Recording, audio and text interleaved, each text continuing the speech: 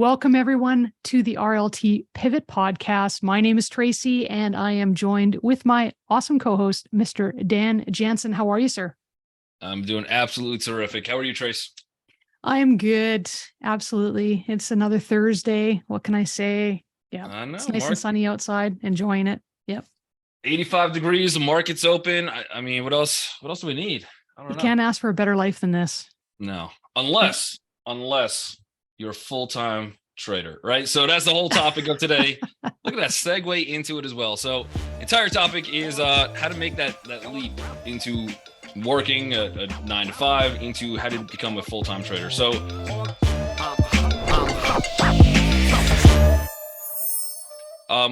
what is to you, I guess, what is really a full-time trader? What does that mean to you?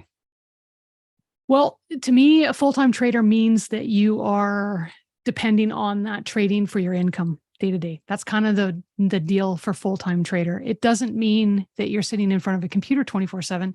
It just means that that's your sole income or the majority of your income. That's how you make a living. And 100%. Yeah. For one of the first questions that I ask people, and I think you do it as well in the mentorship groups, is why are you looking to trade, right? And the number one answer is, well, I'm just trying to make some more money, right? And then I think the number two answer, but they go hand in hand, is, well, I want more time. I want to spend time with kids, grandkids, friends, family. I want to travel. I want to be able to kind of work anywhere. And trading, and that's what makes trading so appealing, is you have the opportunity to do all of it if you could figure out how to trade, right? There's plenty of people that get into the markets, don't put the right time in, education in, and all of a sudden their account's blown up. And instead of taking that step forward and just staying in the career working, they take 3 steps back because they just kind of did it all half-heartedly. And now you have to kind of rebuild an account, try it again, and are you going to put the same effort in, right? Yeah. So there is a lot of effort to get to the point of like, hey, I want to be a full-time trader. In your opinion, Tracy, how do you know that you're ready? That is a loaded question, because I think it's going to depend on a few different variables, because everyone's going to be different and every situation is going to be different. Now, first of all, I think that we can talk a little bit about stress, because each of us handles stress in a different way. And that is number one. I think you have to understand who you are and how you operate when you're under stress. And given that, I think that before you make the leap, you need to have ways of coping with that stress. Because even if you're like right now, if you had a full-time job or some other way of supplementing your income, and all of a sudden you got in, and let's say you're profitable, okay? You're consistently profitable trading. Now you're deciding, I want to jump into trading full-time. I want to quit my other jobs. I don't want to put any more time into it. This is where I'm going to get my sole income from. I can assure you that the minute you do that, you have something that is riding. There's a dependency, there's a need to make that income. And it doesn't matter how successful you are prior to making that leap, that stress is going to be in your life. And in order for you to succeed for the next step forward, you have to understand how you deal with stress, and you have to have a coping mechanism in order to handle the stress appropriately, or it will unravel in front of you right before your eyes, before you even get off. And you're going to be saying, well, I was profitable before, and then everything just falls apart. So I think stress is probably the key mechanism. If you have a good management for stress and you know yourself really well, then I think you're at the first stage of even being able to go there. Do you have anything you want to say about stress? Or I'm glad you brought up stress, because I think that is a really a key thing that I wasn't even headed down that lane. But yeah, if you have a 9 to 5 job, I can guarantee you still have stress, right? If you're a business owner, you still have it's just a different type of stress. But now going from one career into something that you don't have that paycheck coming every week or bi-weekly, you still have the probable same stress that you already had in your life, right? That you're dealing with. And now you will have additional stress, right? So number one, are you able to handle the stress that you currently have? And two, can you build onto it? I think most people will take the leap to go from full-time job into trading as a way to hopefully be able to be de-stressed in the future. Mm-hmm. But without going through the hard times first, you can't see that rosy path, right? Yeah. And I don't think you could get to the sun without the rain type situation. So you're going to have to deal with more and be prepared for that. Really be you don't have to be really financially set, but you have to have a good handle on what are my bills, what are my, because you have that guaranteed paycheck out of your life, right? Yeah. Yeah. And it's It, scary. It's terrifying. it's like tight roping. So when you're walking a tightrope and you have a job, so let's say you're trading and you're trading regularly and you're making decent money from it, but you also have that job, that security. You have that net underneath that line. And the minute you get rid of that net, all of a sudden, you're looking down and it's like, oh, the safety is not there. If I fall, I can hurt myself really badly. And that's where that added stress comes in. It's stress without security. And that's the difference between having that backup income, some form of backup income. It could be a savings account. It could be a job. It could be another person that's supporting you while you're learning. All of these things are there. And then when you actually transition and those three things, one of those things disappear, that's when that safety net goes away and you now are struggling with stress with no safety. And yeah. So let's say that you've established your stress, you understand, you have some great coping mechanisms, you know how you're going to handle it. You've prepped yourself and you know yourself, right? What's the next step, do you think, to get you ready to make that transition? Well, I think even before we get into that, which Okay. we definitely will, I mean, we're talking about stress and you got to get over it. How do we get over the stress? Okay, you I want to need talk some about that? Tracy tips. I need some All Tracy right. tips. I'm super stressed. Okay, again, this is going to be different for everybody because some individuals handle stress differently.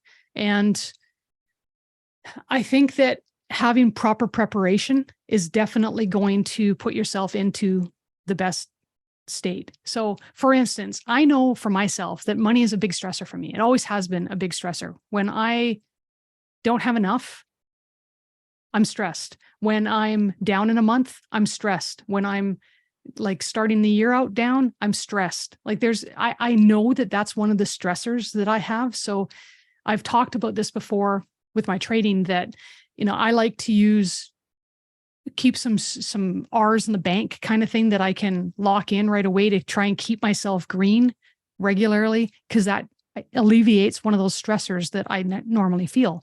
So that's one tip if you're trading. The second tip is to make sure that I have some form of income coming in. So I either have my savings account and I have it replenished and I have a specific amount of income that's sitting there ready for me to work with. And the other thing is, for me, I can't be solely dependent on trading because the stress of that is too much for me. I know myself. So I like to have multiple sources of income. Doesn't mean that I have a full-time job. It just means I have other ways of supplementing that income, that if I need to take a break from trading for whatever reason, I have something else that I can fall back on and I can work with. Plus, it's one of the things that we talk about in RLT about supplementing our income and building multiple sources of income. So those, I know myself well enough to know that I need to have those in place before I was able to make any kind of transition. I needed to have that. And on top of that, then you need to make sure that, because I know that when I'm not healthy, when I'm not eating right, when I'm not sleeping right, when I'm not exercising, all of those things compound even exponentially. So now that stress that I had, that I was feeling, that I knew I was going to feel because I have a trigger point when it comes to financially freaking out, I need to make sure that I'm healthy. I need to eat right. I need to drink a lot of water. I need to exercise regularly, and I need to get proper sleep. So I have to prioritize those things on a regular basis. And when I don't, that's when I start to feel like I'm unraveling. And all of that stress becomes unmanageable. And I start to feel it in very negative ways. I'll get sick. I'll want to quit. I start doubting myself. I start to spiral. I start to make poor decisions. All of a sudden, the trading starts to fall apart. Everything starts to fall out of balance. And that's never a good thing, right? Yeah. So, And I think with the stock market is absolutely abundant with opportunities, right? oh, yeah. So if you're like, hey, I want to make money in the stock market, there's a ton of ways to do it. I mean, I could just go out and buy, 100 shares of something and just sit on it, and it's higher than I paid for it. So technically I made more money, right? Can I live off of it? Maybe, maybe not. Depends on how much, money I put into the market and what I'm doing with it. But there's also, hey, I need that reliable income. I think a good thing to do would be to learn how to sell puts, how to sell some covered calls, continue that wheel where every single week you have just some kind of money coming in from just the stock market, whether you trade or you're going to work. And then if you're, and you got to think about it like a business, it is a business. And I think you have to treat it like one as well, where if you are sitting there at a 9-to-5 job and everybody's hours at the job is different. So some people might have the luxury to be able to trade in the morning before they go to work. So be it. Fantastic, right? Get the reps in, learn what you need to know prior to quitting your job. You don't have to cut the safety net. If you're working that 9-to-5, you're traveling to work 8:30 in the morning, whatever the case is. Okay, awesome. Can you swing trade? Look at those charts at nighttime. Paper trade it first before throwing real money into it. Get comfortable with, pretty much learn that routine that you're saying, hey, listen, I got to be healthy. I got to drink water. I got to wake up on time. I got to do this prep at nighttime. All of that is factual. All that's true. So start implementing that today, right? Before you go to your boss and you say, that's it. I'm done. I need my gold watch and I'm out of here. Just you are able to set yourself up before taking that leap. You don't have to take the leap of faith. You could take a jump of faith first, right? So I've known people that are like, they look at the market for the first time. They're like, I think I get it. And they've quit their job. Take a vacation first. I don't know. Well, take a vacation from your job first. Bank up some holidays, bank up some savings, and then take a vacation, but keep the job so you can go back to it. Yeah. You don't have any days off you can take first and just try that out. Exactly. But hey, for some people, like you said, everybody's a little bit different. So some people, they work better when there's no safety net under them, right? If there's no plan B, plan A has to work. And it's very possible. Yeah, absolutely. And that's the thing. So that's why it's dependent on who it is, because you need to understand how you handle stress. And if that's the kind of situation where you flourish, great, right? It's not for everybody, but it is for some. And that's why you really need to know yourself and understand how you handle stress, because that's just one component that's going to play into this. Absolutely. And even your life, where you are in your life relationships are going to affect it too. If I'm a single person, I could go and maybe take that risk, because whatever, I'll just get another job somewhere else or do something if it doesn't work out. Yeah. Fantastic. If I have a spouse, if I have kids and somebody relying on me, that's going to be a tougher thing to do, where I'm like, okay, I got some family to feed. I got a mortgage to pay for. I got a lot of bills, responsibility. So somebody maybe a little bit older, as opposed to somebody 20 years old, who's like, if this doesn't work, I'll just run away with the circus and be a trapeze artist. I don't know, but there's so many different options for you, right? So where you are in your life and what you're trying to do is going to play a lot into that factor of how to make that transition. But I think having the multiple income solution, whether it's a side hobby, you're selling stuff on Etsy, honestly, you could go in and buy T-bills right now and get 5% interest and have something steady coming in that you could see, okay, my money's there, the account is safe, I have steady income, I know how much I'm making every single month. And it doesn't have to be from day one, but if your goal is to do this full time, then plan for that goal, right? Act as if until that goal comes. So start building what you need to know, and each person could sit there and look at their bills, look at their statements, look at, all right, can I cut costs somewhere? Can I do something? Because this is where I want to rotate. And if you want something bad enough, it will happen, right? All right, back to step 2. You've got your stress out of the way. And the other solution is buy one of those squeezy stress balls too. That works well. I mean, I think that's why they sell them. I don't know. Yeah, no, for sure. And understanding all of that, that's really, really good. The next part to really dive in is you need to understand your sample size. Okay. So a lot of individuals, you might take 1 or 2 trades, you do really well. It's like, oh yeah, I can do this. I got this. Maybe it's a month into your trading. That's as long as you've been trading and you've decided, I've been consistent and I've been, whatever, and you're making tons of money. I'm going to quit my job and do this full time. And you need to have proper sample size. So I would suggest that you need to have consistent trading over at least 3 to 6 months before you actually make the leap. And when I say consistent trading, you mentioned it earlier, where, start doing what you were going to do now. So if you're going to be trading full time and your plan is to be a day trader, for instance, and you're wanting to trade the open, that's what you want to do, but you're trading from work. That's not a sample size. That's not a good explanation or a scenario of how things would work when either you're not distracted from work or you aren't being forced. Let's say that you have the freedom to take as many trades as you want now because you don't have a job that's saying, hey, you have to be more choosy on what trade you take. You take the trade, you set it, you forget it, and you go back to your job.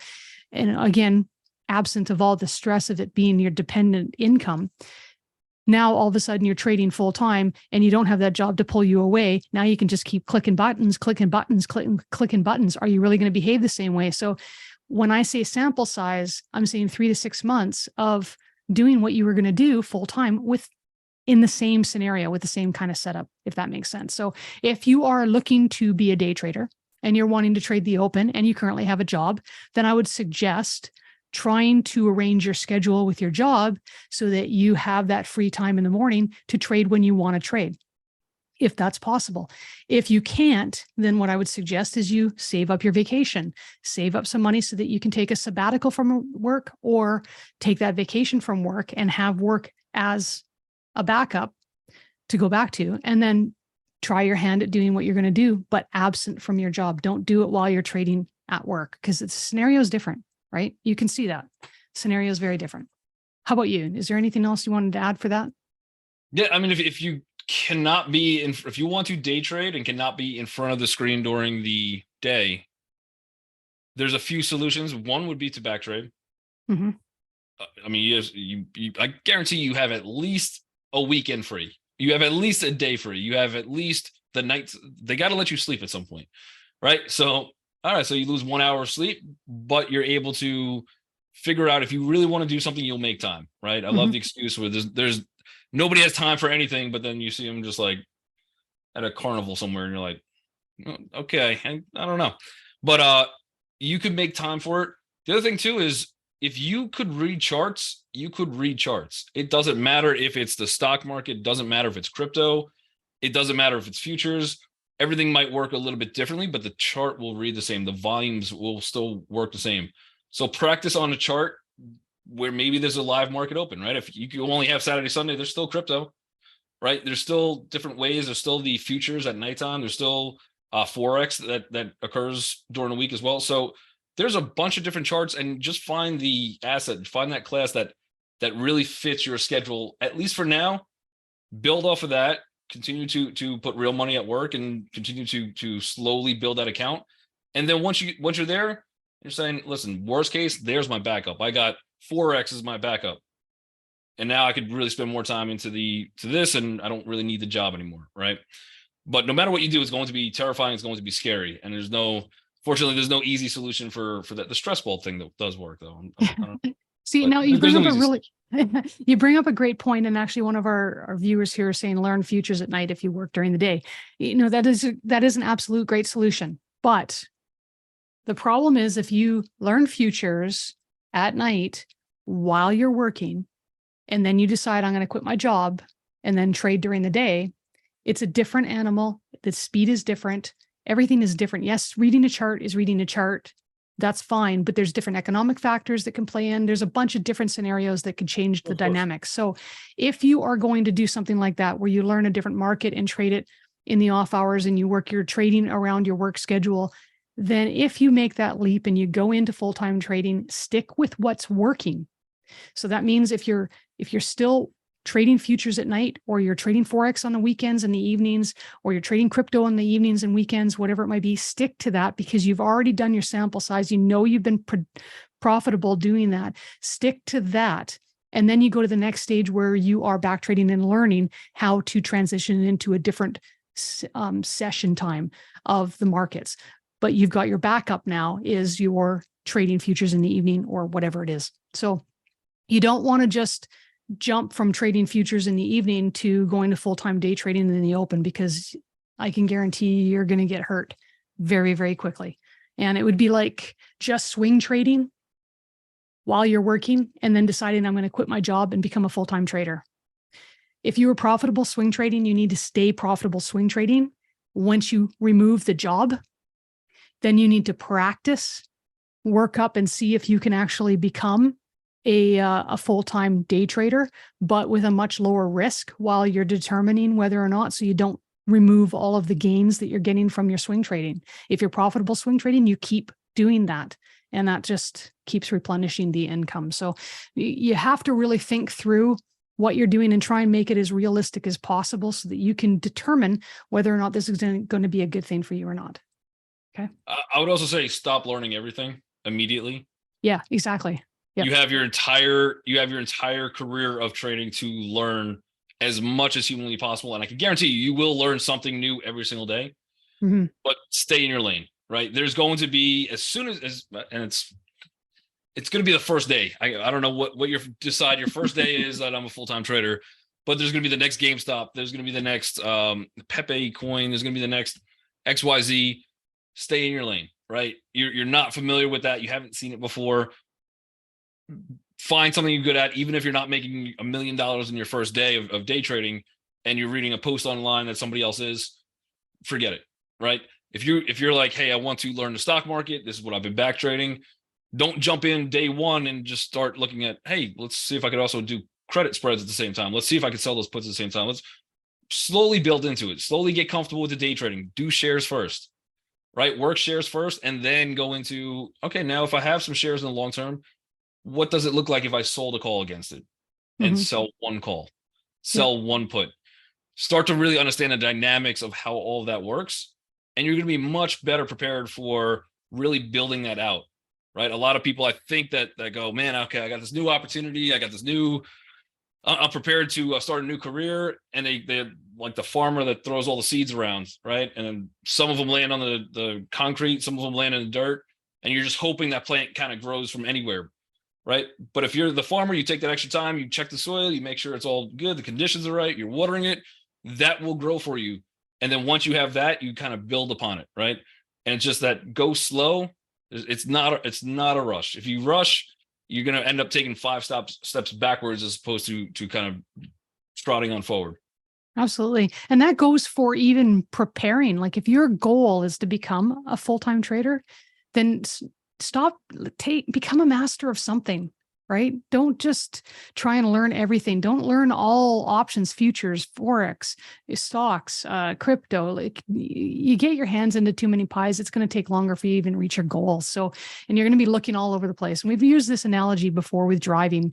When you're learning how to drive a car, when you're first in that car, every little thing is distracting you, and you're aware of your gas pedal, brake pedal, where your steering wheel is, where your mirrors are, where everybody else is. There's just so much that you're focusing on, that focusing on driving is the most important thing. If you're having to focus on other things, including driving, you're just a danger to yourself and to the people around you. So just focus on what you need to focus on and get good at it. And then you can start doing other things on top of it. So that's a really good point. I'm glad that you brought it up.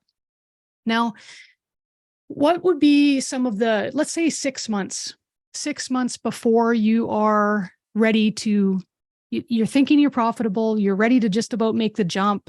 What should you have in place about 6 months before you actually make the leap? For me, so about 6 months before you make the leap, what should you have prepared? I would have probably about a year of learning ahead of it. Okay. I would have probably at least 3 months of at least bare minimum bills to be covered. Yep. Right. Have some, and then have a trading account. You should probably know where your R is at to cover your bills. Right. So during that year of prep time and the 6 months leading into it, so now you got about 18 months of trading the markets, having real money in the markets, understanding where your R's are coming from and how that's working. You should have an R that kind of fits your, at least on whatever you're trading, whatever asset, whether it's stock market, crypto, whatever it is, you should have an average R already in mind as to around what you could get. Take a couple R's off of that, and that should be able to pay your bills, right? So if you have that account size where you're like, okay, my R's are decent, but a decent size enough, and I'm getting 5 hours a month, 10 hours a month, 15, whatever it is, fantastic. You have an average now of what you could probably expand out to a full year time frame. Yeah. Right. And I would also say have some kind of immediate income right away, which is T-bills. It could be a savings account for, I think Ally's 3.75. I think Apple's got 4.12.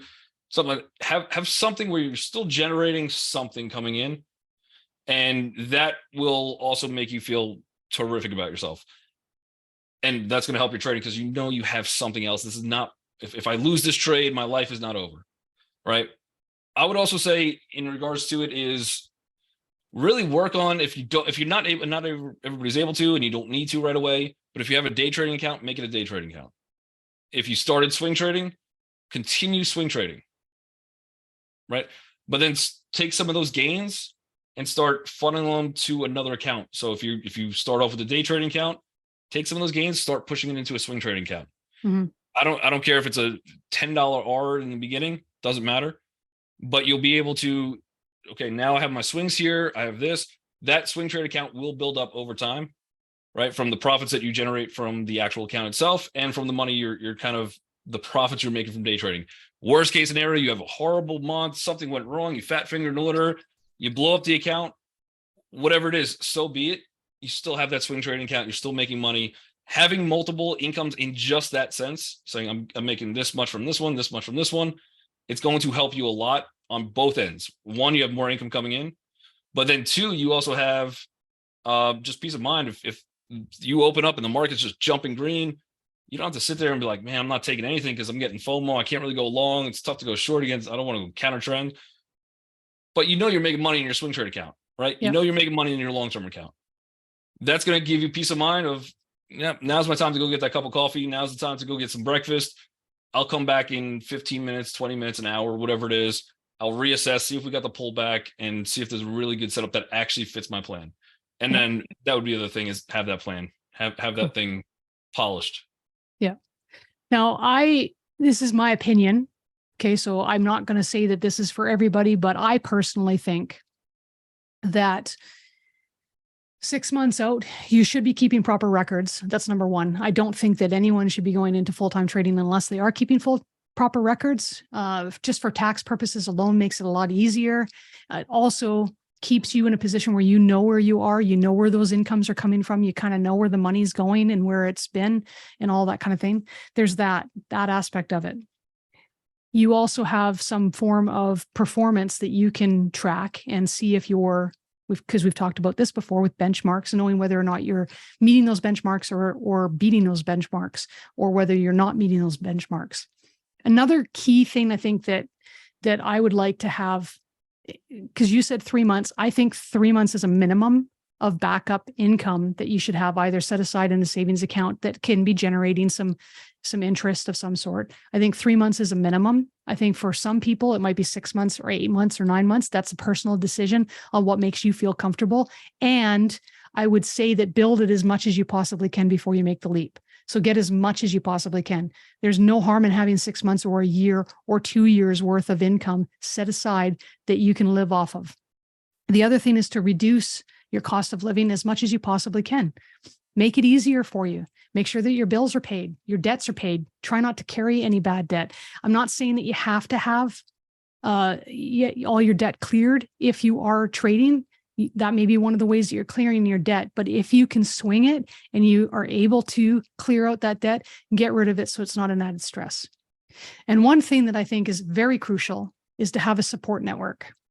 I think it's really important for you because trading is extremely lonely and it is an up and down, very emotional roller coaster at times, especially when you are not healthy, if you're not treating yourself right, or if you hit a hiccup, you hit a bad stretch, whatever it might be. You need to have some form of support, some way that you can reach out, some person, some coach, some mentor, whatever it might be that you can reach out to and say, hey, listen, I made this transition and I've hit a wall and it's not going so well right now.